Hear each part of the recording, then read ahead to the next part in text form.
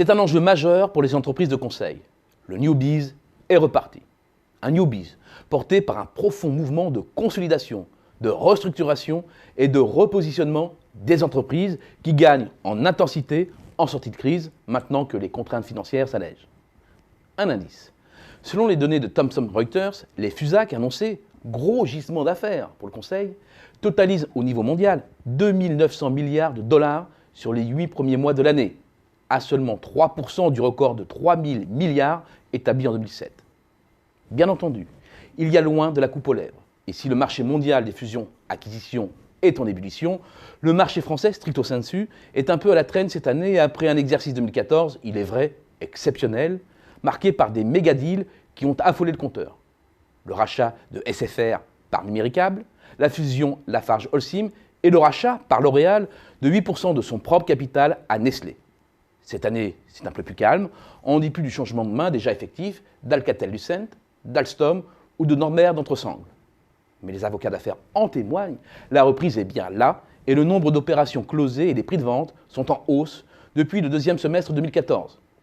Avec ce petit supplément, les dossiers sont de plus en plus complexes et nécessitent des équipes pluridisciplinaires aux compétences élargies. Contentieux, procédure collective, droit social et droit fiscal.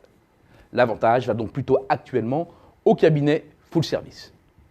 Le contexte est bon pour les avocats d'affaires, mais également pour tout l'écosystème qui gravite autour de la transaction d'entreprise, au sens large, transmission comprise. Les cabinets d'audit, de conseil ou les professionnels de la gestion de patrimoine sont donc également aux avant-postes. Dans un contexte économique encore un peu mou en France et en Europe, des taux d'intérêt au plancher et l'abondance des liquidités, les transactions vont rester nombreuses et ne s'arrêteront pas aux plus grandes entreprises. Le foisonnement de start-up technologiques est un vivier d'opérations de plus petite taille. Parmi les activités de conseil en effervescence, il ne faut surtout pas oublier les services informatiques. À l'heure où la plupart des entreprises travaillent à leur nécessaire transformation numérique, le big data fait une percée spectaculaire et draine une grande partie des investissements IT des entreprises quand il ne les fait pas exploser. Ce n'est pas pour rien que de l'autre côté de l'Atlantique, Dell va racheter son compatriote EMC, poids lourd du stockage des données informatiques, pour une somme record de 67 milliards de dollars, et avec l'ambition immense de créer le numéro 1 mondial du big data, devenu le principal enjeu de l'ère numérique, selon Michael Dell.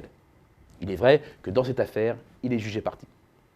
Autre marché en plein boom, celui de la cybersécurité. Il faut dire que les soutiens d'activité sont nombreux, entre la recrudescence des menaces informatiques, la mise en place de nouvelles réglementations plus contraignantes et les nouvelles vulnérabilités liées aux évolutions des techniques et des pratiques. D'ailleurs, d'après une étude de Xerfi sur le sujet, le marché français a déjà bondi d'environ 10% entre 2013 et 2014 pour atteindre 1,6 milliard d'euros et selon nos experts, la tendance restera bien orientée à moyen terme. Le newbies a mis le pied sur l'accélérateur. Les activités récurrentes progressent aussi grâce au retour de la croissance. C'est suffisant pour faire changer d'orbite les activités de conseil et commencer 2016 en trombe.